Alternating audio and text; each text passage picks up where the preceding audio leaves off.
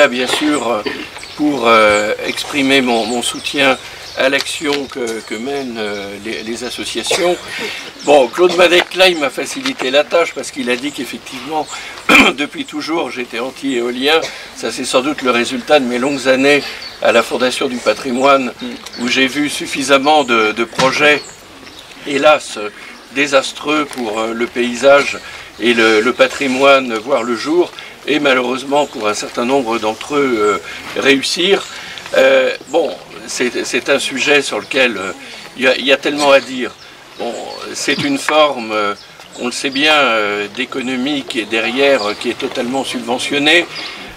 On sait très bien toutes les conséquences qu'il y a par rapport à la valeur des propriétés qui sont les plus proches, les atteintes à la biodiversité, les nuisances de tous ordres que cela provoque, l'avenir également avec ces tonnes de béton qui demain seront un peu les blocos de demain qu'on voit aujourd'hui sur des plages normandes, mais demain on verra ça réparti sur tout notre territoire. Bon, moi personnellement, je trouve que par rapport à la contribution énergétique actuelle et envisagée, le compte n'y sera jamais, et je pense que cette affaire restera comme vraiment un des grands scandales de notre époque. Bon, moi personnellement j'ai toujours assumé mon soutien au nucléaire et je reste sur cette position, non pas qu'il faille rejeter toutes les énergies renouvelables, tant s'en faut. On a parlé de la géothermie, on a parlé du photovoltaïque. Bon, encore que derrière le photovoltaïque, il y ait des réalités très différentes. Quand vous voyez par exemple le projet dit agri-photovoltaïque de Gilles et Nonin, on est à peu près au même niveau de problèmes que ce qui peut exister ici. Donc effectivement, il faut se mobiliser.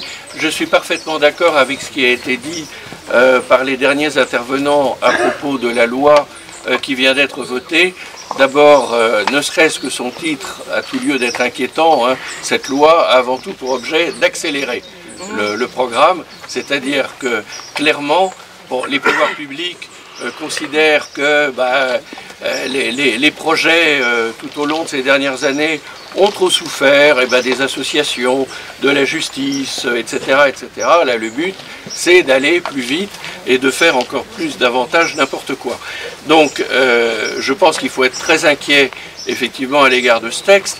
Et, effectivement, je partage ce qui a été dit par Jean-Luc Chevalier. Je pense qu'il ne faut pas que les maires et les conseils municipaux tombent dans le panneau, parce que je pense que l'objet est ni plus ni moins de pouvoir après se réfugier derrière des décisions municipales pour dire « Ah ben non, écoutez, ce sont les communes qui ont voulu que les éoliennes ou les panneaux photovoltaïques soient installés là ». Donc je pense qu'il faut la plus grande prudence. Ce qui reste scandaleux, je l'ai déjà dit et d'ailleurs je l'ai écrit récemment, c'est que de tels projets puissent voir le jour dans nos territoires par simple accord entre un propriétaire foncier et un promoteur, et que les conseils municipaux, même s'ils se prononcent à l'unanimité, soient considérés comme quantité négligeable. Tant que cette situation persistera, eh bien malheureusement, je pense qu'on sera dans la situation que l'on connaît. Donc moi je ne veux pas être plus long, mais en tout cas je vous assure de tout mon soutien. Et puis effectivement Claude Madec-Claye a raison.